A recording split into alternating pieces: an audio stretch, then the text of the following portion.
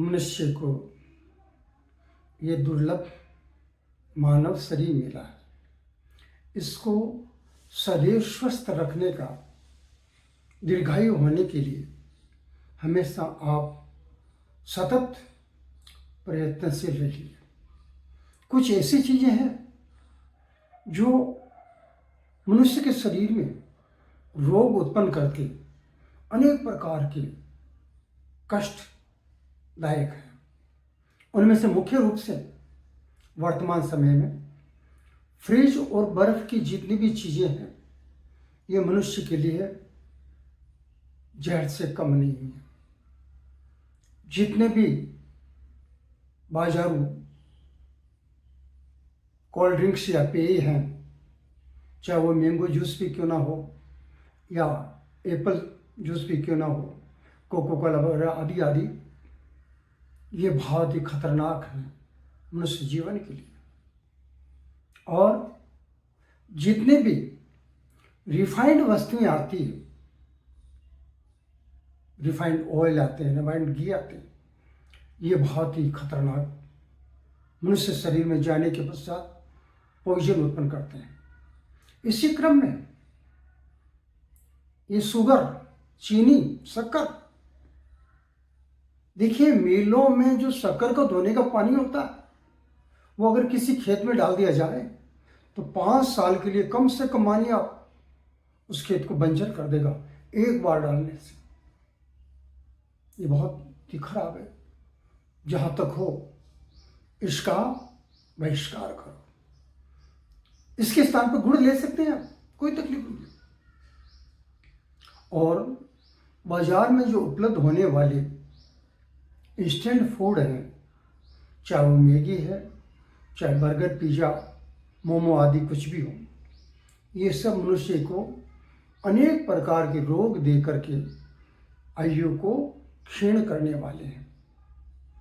अगर आपको अनेक प्रकार के रोगों से बचना हो, परिवार को बचाना हो, स्वस्थ रहना हो, तो आप इन चीज़ों का बहिष्कार कर दीजिए।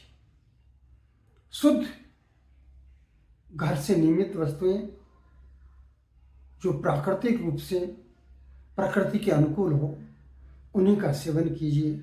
ये आपके लिए अमृत का काम करेगी। आहार में तो वह विहार और दिनचर्या, विहार के हिसाब से अगर देखा जाए तो मनुष्य को जितनी आराम प्रदान करने वाली कुर्सियां हैं, इनका इस्तेमाल कम से कम करना चाहिए। और भारतीय संस्कृति के हिसाब से पलंग, तख्त, चारपाई आदि पर पालथी लगा करके बैठना बहुत ही अच्छा रहता है। विहार दिनचर्या में आपको सुबह जल्दी उठना चाहिए सूर्योदय से पहले, और उस समय अधिक से अधिक जितना आप आराम से पी सकते हैं उतना तांबा के लोटे का पानी अर्थात ताम्र जल का सेवन करना चाहिए।